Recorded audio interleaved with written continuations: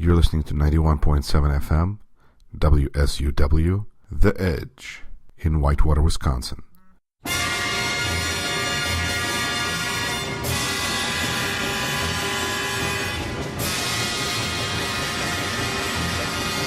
Let me spin you a tale. Imagine a country so vast it covers 12 different time zones. A country whose wealth lies in its immense natural reserves of oil, gas, and timber. A country that makes almost nothing and imports practically everything. A country where anything is available for friends, and for the rest, there is the law. A country ruled by its corrupt security agency, where those objecting get sent to prison, shot, and poisoned. A country whose corrupt leader starts wars to distract his population. A country where TV battles the refrigerator. A country where value of money depends on the price of oil. A country where people don't know if it's worse to stay silent or to speak up. A country where George Orwell's 1984 is a bestseller. Now imagine you live there. You're listening to the Rashkin Report.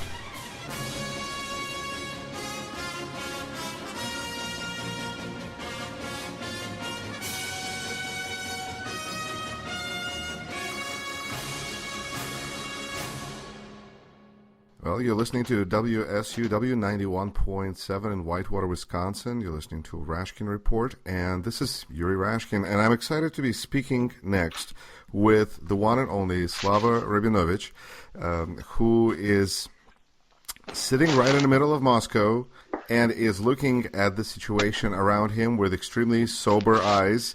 And I am delighted to have you back to speak with. Slava, how are you? Yeah, I'm fine. Thank you, Yuri, and welcome and greetings to you. Thank you so much. You write about a variety of issues, but you always keep kind of the same message, which is what's happening is not, I didn't tell you what might happen. I'm telling you what's going to happen. Do you feel that people are not realizing that the situation is getting worse and is bound to get worse? Were people having false hopes, in your opinion? Well, absolutely. People at large have have no idea, and most likely will not have any idea what's happening around them. They have been brainwashed into believing that Putin is a great historic figure in the entire history of Russia, that he saved Russia from a total collapse in the post-Soviet period under a drunk, the former president, and basically, if you give me all mass media into my sole possession, as Putin got the state media into his, I probably can brainwash the same people into believing anything I want within the next 3 months. And that's what he did. And that's an interesting point, is that I think a lot of people feel that the Russian public in general can be easily controlled and directed and told to that today this is the truth and tomorrow this is the truth. Do you feel that people are that easily, is that a Russian trait, or do you feel that this is more common? It's a good question, Yuri. I don't really know. It is somewhat similar to probably other countries in terms of the population at large percentage-wise, but there's a huge difference in what population at large understands and got to understand from the time when they were born and how they were raised and what traditions and culture a particular country has. In fact, here in post-Soviet Russia, especially under Putin, but obviously also in late Yeltsin's years, we have been, thanks to this media, we've been raising young people in the spirit of television shows, television series, which promoted violence and something which is completely opposite to what the Western audience would have been raised on, such as Disney cartoons characters and the hero and a positive character recognized Sure. There's across the world. The Soviet values educational system created certain kind of, I'm not going to say people, but educated people that have just totally different expectations of behavior of themselves and of their state than what we are used to seeing, I guess, on this side of the pond, as they say. No.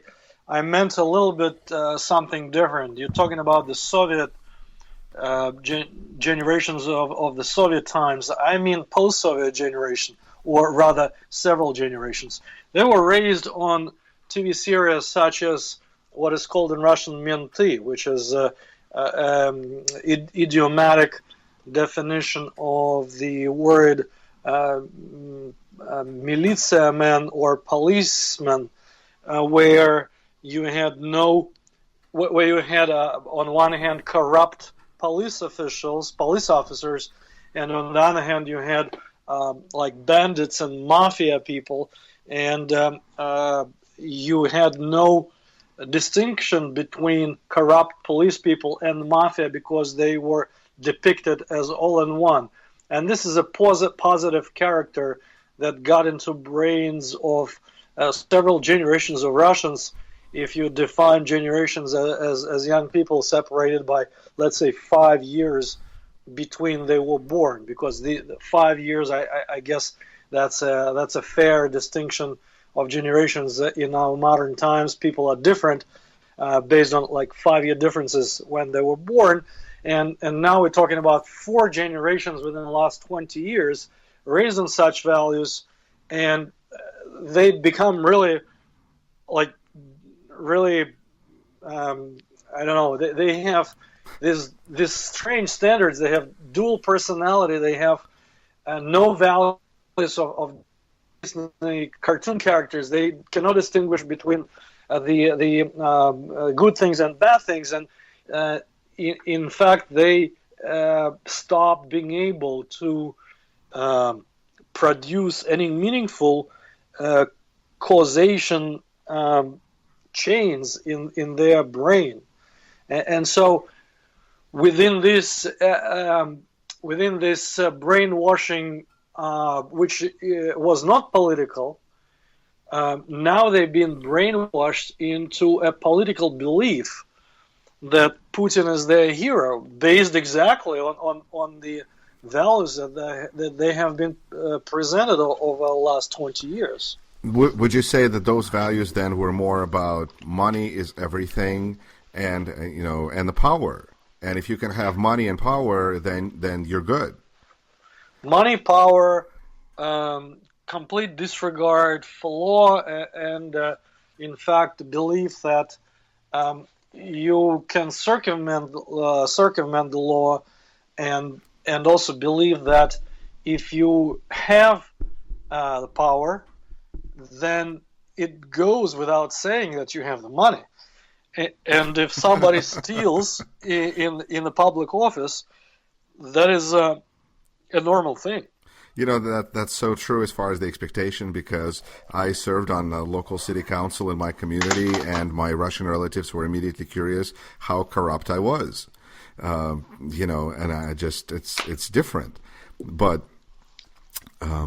well, we'll see how is this going to develop, because the situation in Russia, I think, is changing very, very quickly right now. Do the same values remain? Is there going to be a change? The situation is going to get more difficult before it gets better. Well, it's the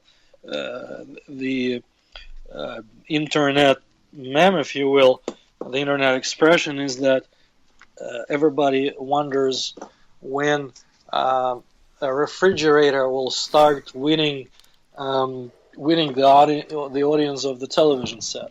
So maybe we'll say that they try to measure whether a refrigerator is winning that battle, the battle between the fridge and the TV set. But that doesn't necessarily, and I want to wrap this up, and I want to go talk about some news.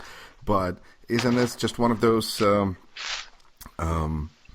things that where the values are not going to change? So you're going to have people who still have the same values, but now they're upset. Eventually, they're going to get upset, and they're going to throw out whoever is there, and they're going to put somebody else there. But they're still not going to be any more interested in the concepts of democracy, for instance. Well, it's a very good point, and doesn't have a very clear answer. And this is exactly the point which is raised, in fact, on the U.S. soil by a famous Russian opposition leader, Garry Kasparov, who is the world-famous chess player, a former champion of the world, and he fell out with Putin and with the current regime, and he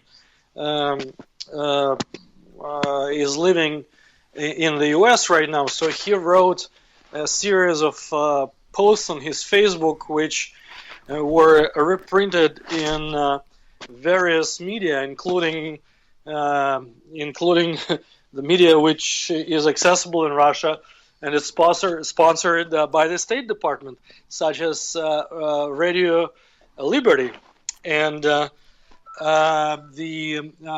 argument that he puts forward is how Russia is going to look like after Putin, because if Putin goes, then we will have this, most likely, the power will go into some of Putin's associates, regardless of which so-called tower of the Kremlin would win the next baton in terms of becoming the president.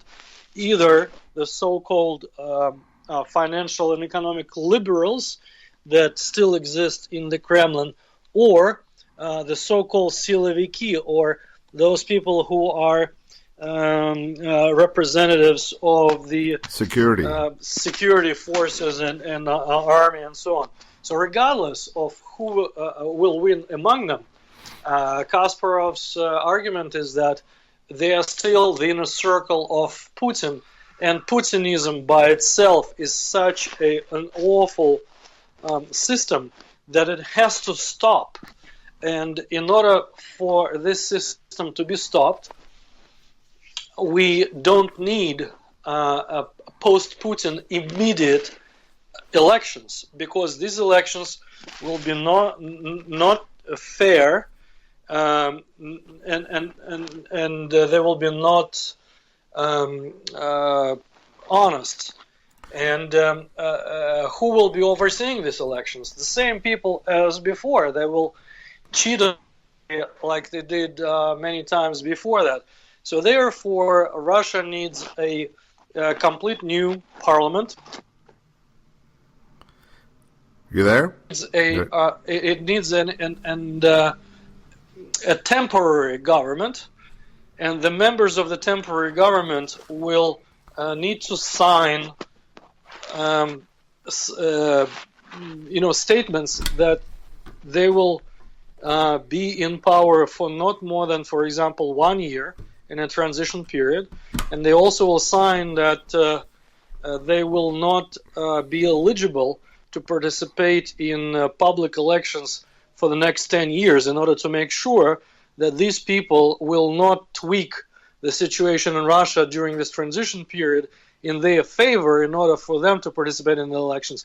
And then they prepare the entire country for fair and honest elections in about a year or a year and a half.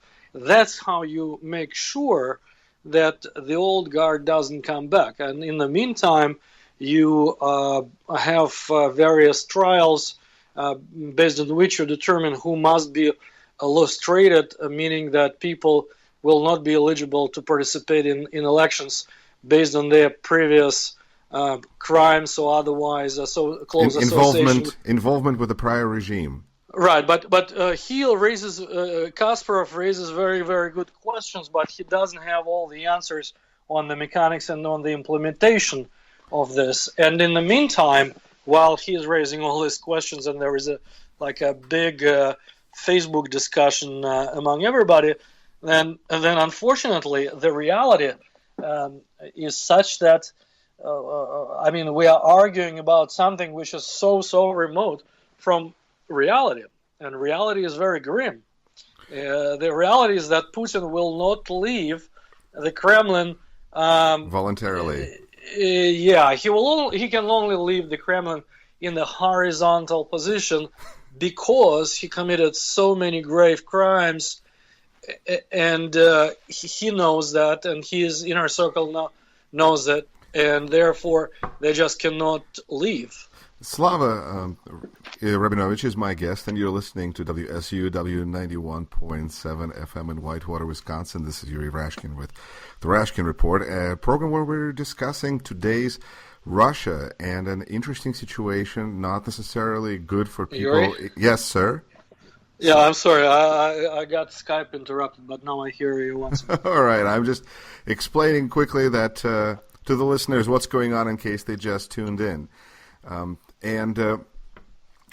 We are actually having a little bit of a conversation about a post by former or perhaps even current world chess champion Garry Kasparov. I think, well, obviously former, but I'm trying to think if computers took over, or if I think there's a reigning chess champion now, so that all is moving forward.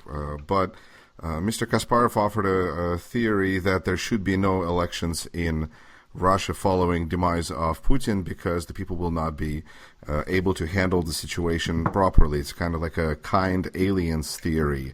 And I think that at the very least, because of the credentials of Grandmaster Kasparov, his theory shouldn't be dismissed, because I think, if anything, he is the kind of person that is likely to see several moves ahead, because as a chess player, I think that's what is required, and of particularly good ones such as he can see the game several moves ahead, and that's really, really important. The same way that my guest, Slava Rabinovich, has foreseen the economic collapse of Russia that is happening basically before our eyes since the annexion of Crimea and invasion of Ukraine, and so on and so on. So, Slava, what are your thoughts on Grandmaster Kasparov's theory that there should be no elections in Russia? Do you support that? Well, just to clarify, he never argued that these elections should not be held ever. He only argued that these elections cannot be held straight after Putin's demise, in order to make sure that Putin's regime, or so-called Putinism, doesn't reproduce itself in the next round of elections of a yet another fake and not properly elected president. And in order to do that, Russia needs a certain transition period where it will have a temporary government with a very clear limitation in how long it can sit, what it can do, and what the members of this government can do after they resign and elections are held. So this is a mechanism which is put forward, but the mechanism to implement this mechanism, if I can say so, is not very clear. Otherwise, let's say Putin is somehow gotten rid of in a palace coup d'etat or something like that. Who becomes next president? Well, according to the Russian constitution, there are three people in the sitting. The first one is the Prime Minister of Russia, Dmitry Medvedev, who is the first in line to succeed were something to quote-unquote happen to Putin. And he has been the so-called president. We all know that he was just a marionette installed by Putin to keep his chair for 4 years, and he has presided as president, quote-unquote president, over the war when Russia invaded Georgia. He is presiding as the prime minister over the annexation of Crimea and the invasion of Russia into eastern Ukraine. He is presiding over the Russian geopolitical adventures in Syria, and he is presiding over a complete economic meltdown in Russia. So that's a very good candidate to have Putin replaced. I'm saying that ironically, of course. The next after Medvedev, according to the Russian constitution, is Valentina Matvienko, a corrupt former governor of St. Petersburg, who is now the chairman of the upper chamber of the Russian parliament, who in fact voted and got the entire upper chamber of the parliament to vote on the 1st of March of 2014 in a resolution in the absolutely criminal breaking any kind of law resolution to invade Ukraine, to give the powers to Putin to use the Russian army in Ukraine. And that's exactly also the same chamber which approved the annexation of Crimea. So she is also an international criminal, and she is under sanctions. She's under U.S. sanctions, under EU sanctions, and all sorts of sanctions. And the next in line is the chairman of the lower chamber of the parliament. So we have multiple candidates to succeed Putin in this kind of succession who are all criminals. And that's what Garry Kasparov is arguing about, that we have to kind of derail these natural line of succession. This natural line of succession would have been normal if the Russian constitution was not torn apart and thrown down the toilet at some point, and if the Russian parliament were a real parliament, but it's not like marionette pocket parliament of Putin.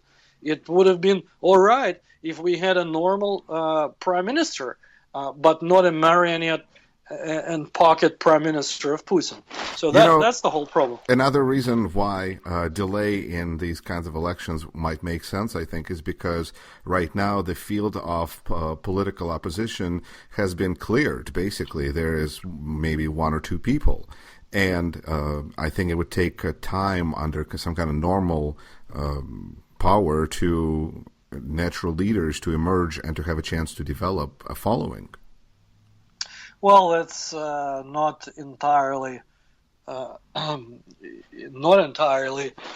true in a sense that, we got to have somebody to at least serve as president, and it really doesn't matter who that is. Well, all that matters. Who would you like to see as the next president?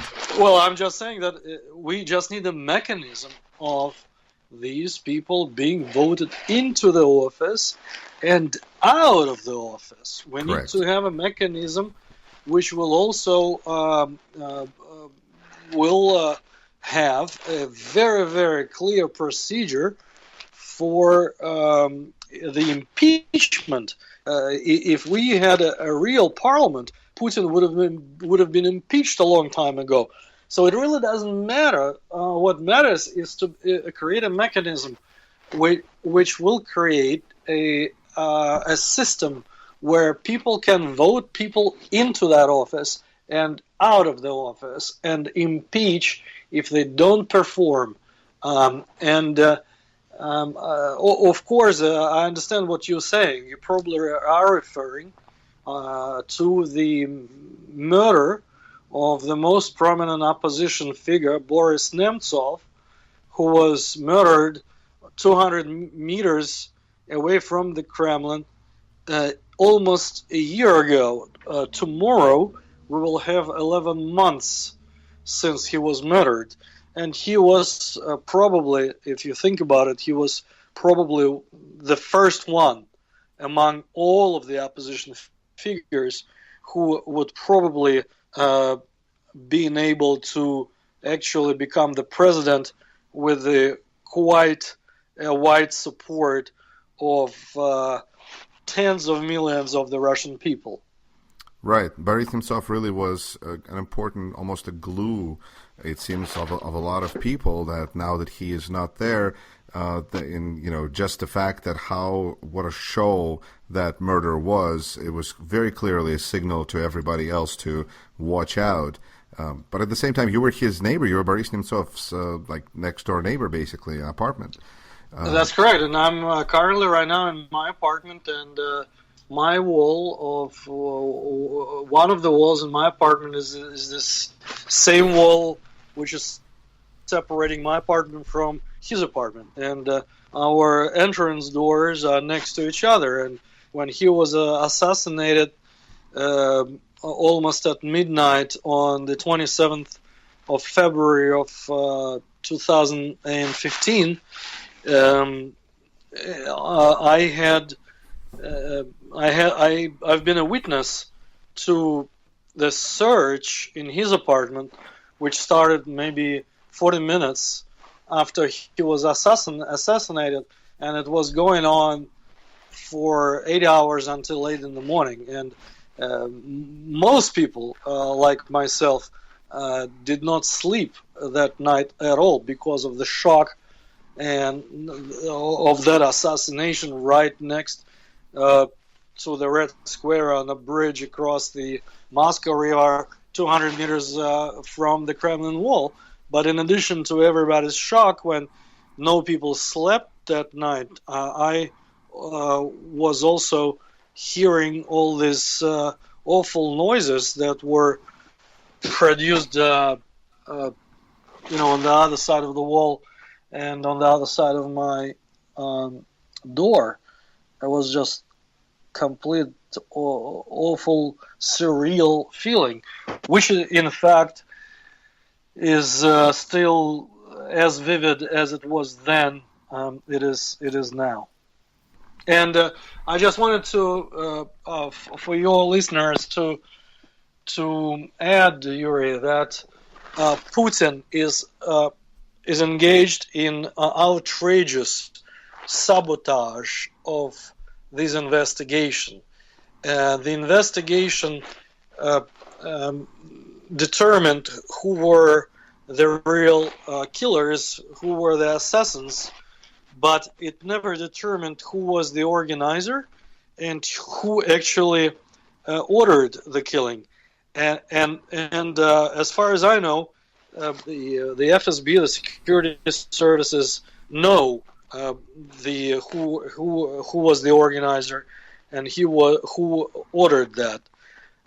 But the investigation was ordered to stop in not even midpoint, but like a quarter point, and never go ahead. And they've been able to identify the trigger man, and that's really where it stops, because obviously somebody placed an order. Exactly. And that's what they're daring to go, because that leads to Chechen Republic, and that's a dangerous place, I guess. Not only that, the leader of Chechnya, Ramzan Kadyrov, would have not been able to order this without Putin's green light, without his So you go do ahead. not think that this was done as a present to Putin, as one theory goes. You think this was done directly on Putin's orders? In fact, I don't care. What I do care is that the only person in Russia who can sabotage the investigation is Putin, and that's what he's engaged in. And this is a grave criminal offense. It is the abuse of office, of the higher office in the state of Russia, and it is a criminal act. So he is a criminal just for sabotaging these investigations. Slava, I think that what I'd like to touch on next, if we could, is what the difference in media and the news stories that are available to Russian audience versus what maybe they should be learning about, because there's such a big disconnect between what there is in the official media and TV especially, and versus what people may be able to read on the internet or listen at one or two radio stations and an internet TV channel. What do you feel today is the main story facing Russian people that they're probably not hearing enough about? Well, obviously not hearing enough about. Well, you're asking a very complex and interesting question. I try. Russia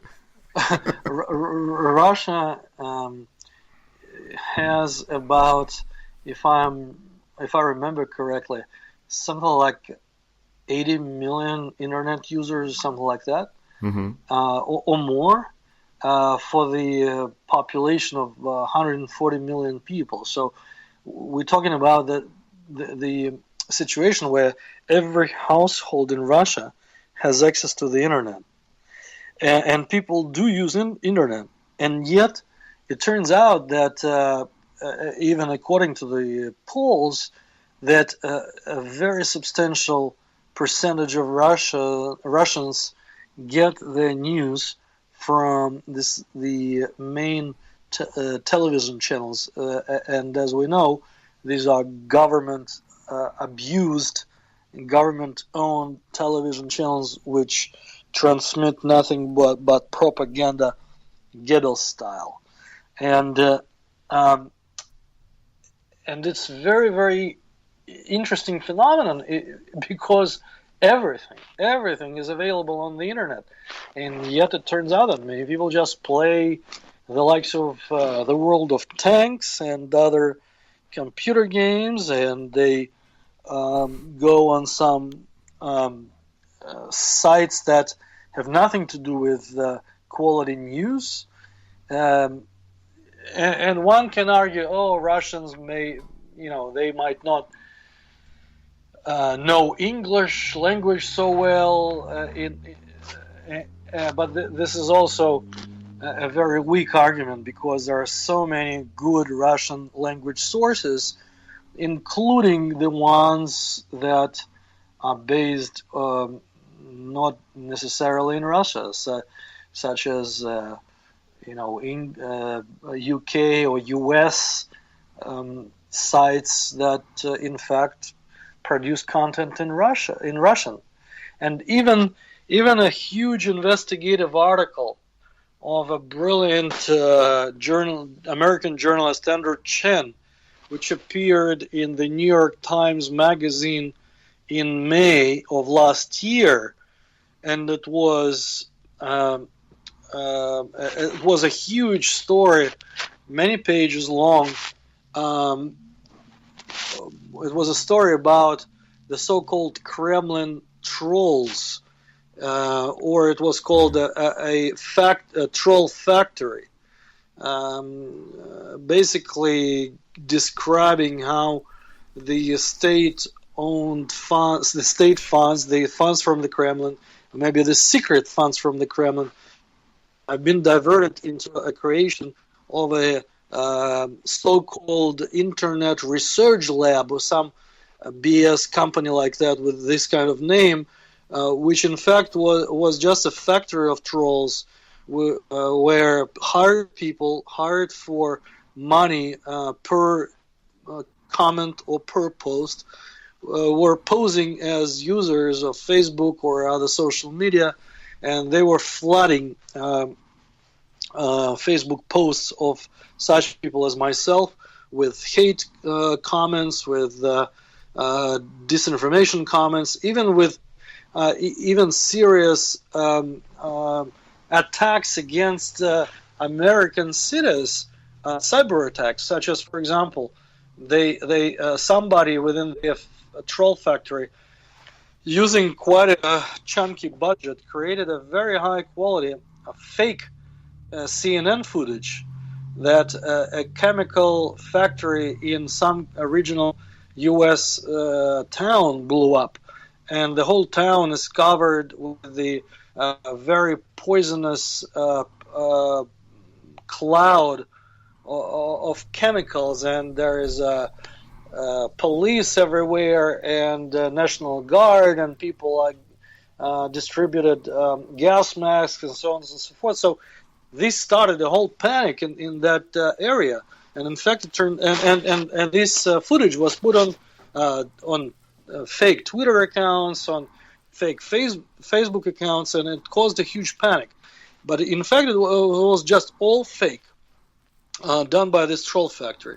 They succeeded in blocking my account on Facebook 6 times within the last 2 years by flooding Facebook IT system with complaints on complaints related to several of my posts, and Facebook IT robots blocking my account because of them. So this article by Andrew Chen, written for the New York Times Magazine, appeared not only in the paper copy, but it also appeared on the internet edition of the New York Times in both languages, Yuri, in English and in Russian. So the information is there. All of the information is there. Radio Liberty, Radio Svoboda, BBC in Russian, everything is available in Russian. But many people in Russia, just if they use the internet, they're just playing computer games, and they maybe go on their favorite porn sites, or I don't know what they do with the internet. Maybe downloading illegally downloading movies from Hollywood, but they don't get their true information from the internet. They got glued to central television channels for their information about the world and their own country. Why do you feel people are that disinterested? You know, there used to be a knock on the West, I guess, is that, you know, in Soviet Union you couldn't get some information and books, and there it is in the West, laying in every bookstore, and nobody's reading it. You know, is this just kind of modern world, first world problems? The information is there, but we can't get people interested? Well, Yuri, I don't know how old you are, but I guess we are of plus minus same generation, and right. We both grew up in the Soviet Union. And you probably can recollect when you were a small kid. We, at least, of course, we were not exposed to Disney cartoons that much, but nevertheless, our values were somewhat, I would say, in some shape or form similar to the rest of the world in our own kind of closed off Soviet world, but they were nowhere near to what the last 20 years on the Russian television looked like. We were not presented a policeman character whom you could not distinguish from a mafia guy who also was presented to us as a very positive, extremely positive figure, which you and I, would have accepted as our role model, right? And in fact, this is just a crude, very, very crude. Isn't this just kind of the edgy part of freedom, that we can now show corrupt cops and? No, but this is really a education process which makes people dumb.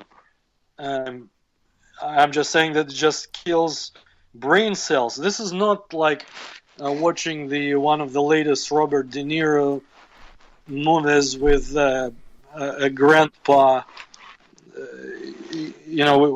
which is in some shape or form is dumb, but at the same time is really witty, very nice humor. This is completely different stuff. This is what actually makes people dumb. You have you're dealing with several generations of people whose brain cells were killed. You mean by alcohol or? Well, probably by alcohol as well, but also by this kind of television series. Oh, I see. By So, this kind of role models. But do you feel this was done on there. was done on purpose, or this is free market, just unsupervised by government, not providing any standards? Here you go. You want to watch this? Here's a game. Nothing but game shows, or something that shows no good role models. Well, I think it was mainly free market initially. Right. But it turned out to be very successfully used by the former KGB people who got to power. They figured all that out. They measured the intellectual level of the majority of the people, and they decided that that's the way to go, to brainwash them via this kind of propaganda. And in fact, I'm not even sure how this would have worked in the U.S. if you bomb the entire population at large with this kind of propaganda day in and day out, every day, 24/7 on all of the main television channels. I don't know what would happen to Americans. They obviously have their own values developed since childhood, and there is a whole kind of long-standing tradition of what America is all about. But you would not argue that serious brainwashing can also happen in the U.S., or these kind of awful illegal propaganda to be launched against everybody via all of the main television channels, right? Well, I hope we'll never find out. Slava, to kind of bring this to a conclusion, you have made such a big name for yourself by fairly accurately predicting what's going to happen, as you write over and over. What do you expect to happen then in the next 6 or 12 months in Russia? Well, Yuri is also now we're getting to this point where it's also very difficult to predict what is going to happen next because of so many variables. There are so many variables. Some predictions based on the events of the spring and summer and the fall of 2014, and I'll remind the annexation of Crimea, the invasion of East Ukraine, the downing of the Malaysian Airlines Boeing flight MH17 over eastern Ukraine, and the sanctions, international sanctions against the Putin's inner circle, and many companies and various industry in Russia, including the military industry. You kind of could have predicted what would happen were things to be static. But the world is changing and the world is in flux, and basically you now have to take a personality bet. If you want to predict the direction of the ruble, the direction of the Russian economy, the direction of all sequence of events going forward, you're taking a personality bet on one single person in the world, on Vladimir Putin, whether he would stay in power or not. If he goes, then what happens next? And if he doesn't go, what he's going to do? And it's really a personality bet. So there's basically two main directions. If he stays, then I presume he's going to continue to, if Putin will continue to kind of tighten the screws, and that's going to get gradually scarier and scarier. Or option number 2 is that someone else is going to step in, or he goes, and then there's not either like a power struggle, and that's scary too. Exactly, but at the same time, there are. In the meantime, when you're talking about the power in Russia, you also have to remember that the economy and the financial sector and financial markets are going their own way. And if things are going the way they're going now without any change, then we're going to have a financial system and the entire economy of Russia hitting a concrete wall, with a financial system completely imploding, which will cause the complete implosion of all the real sectors of the Russian economy, or the other way around, maybe a critical mass of bankruptcies and the implosion in the real economy would cause the implosion of the financial sector. Either or, I don't know which direction it will go with the source of being here or there, but both will implode, and that will cause, I mean, forget about social tension. Social tension would be a stage of the past. This would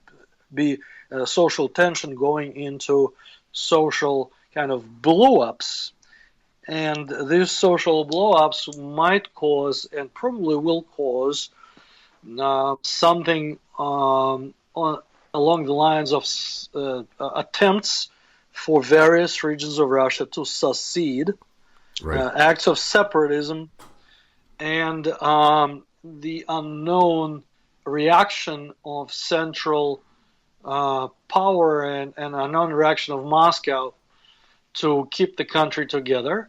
And if this reaction would be violent with state troops and security forces spilling blood of various people in the regions, then the question becomes how much blood is spilled, and what is the reaction to this blood in the regions and among the Russian so-called elite, and whether this, God forbid, leads to some kind of a civil war in some shape or form.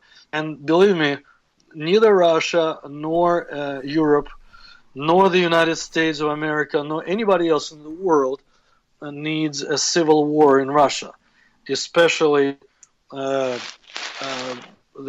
Russia or with nuclear weapons spread around the entire territory. But unfortunately, Yuri, we already have a precedent of a horrific civil war in Russia in the first half of the 20th century. And if you didn't know, and your listeners did not know, I will tell you right now that the entire institute of refugees did not exist until then.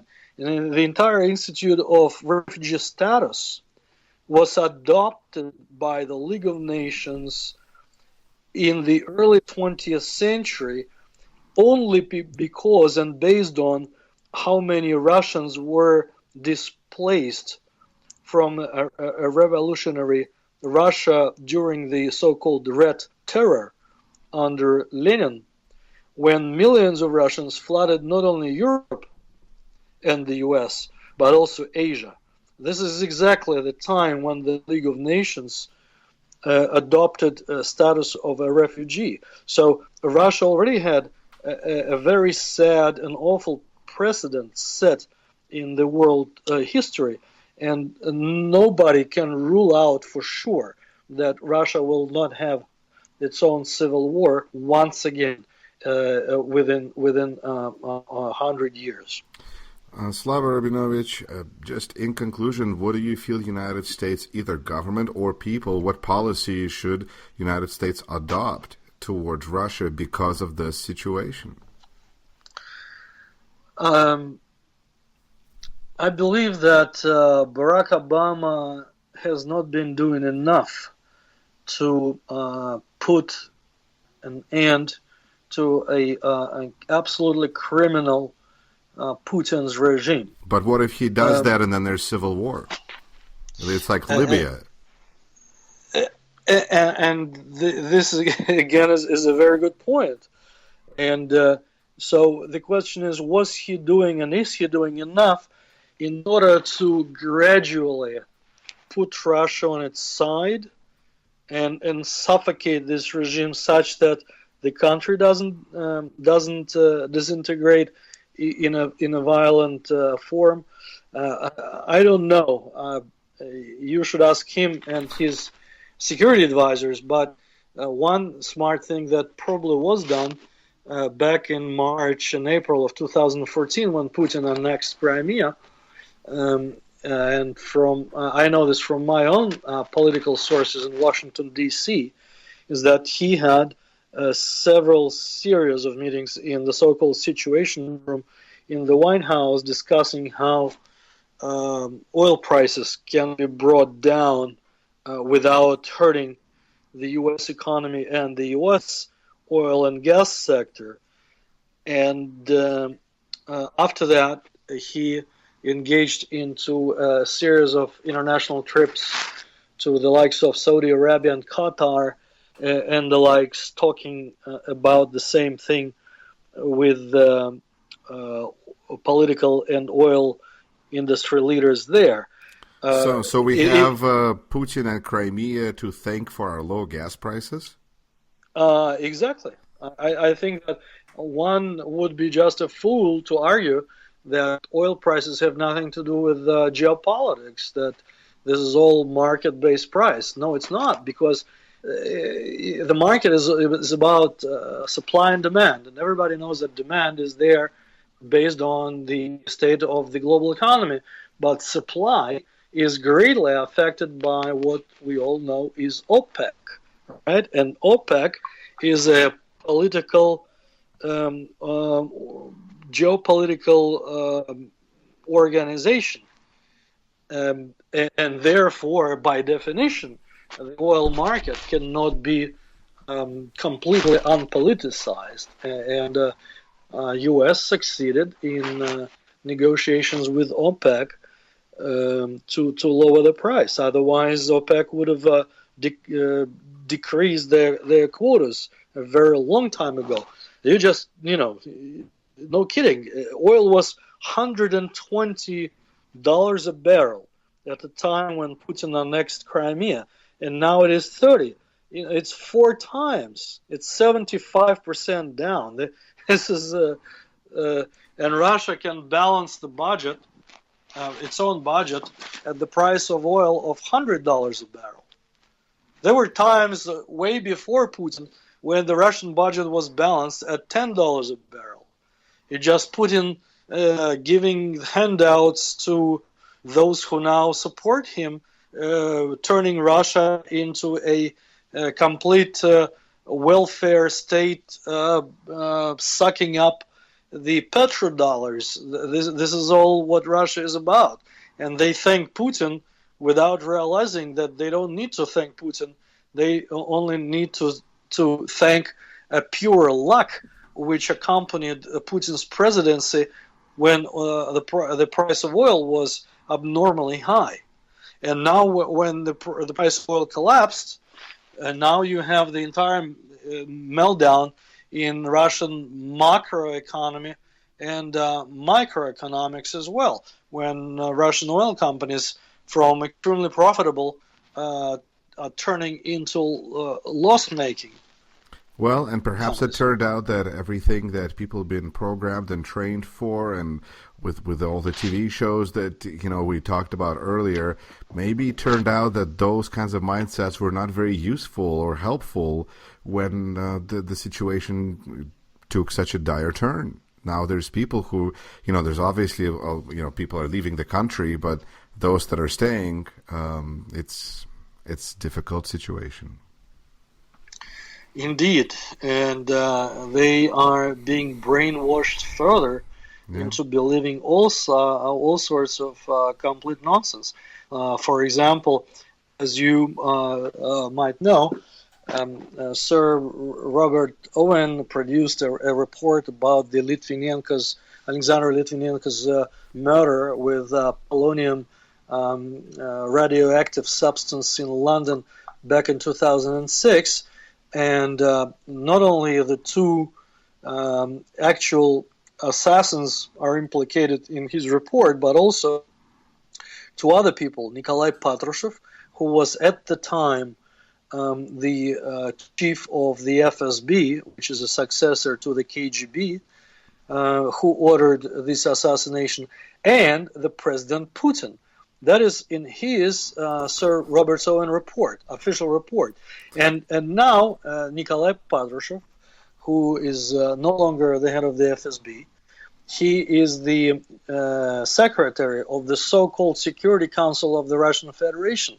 And if you go and read his articles in the governmental official printed organ, the newspaper, which is called Rossiyskaya Gazeta, you will read all sorts of complete nonsense, brainwashing the Russian people further, and it's a complete illusion that the guy got stuck in the late 70s when he was studying at the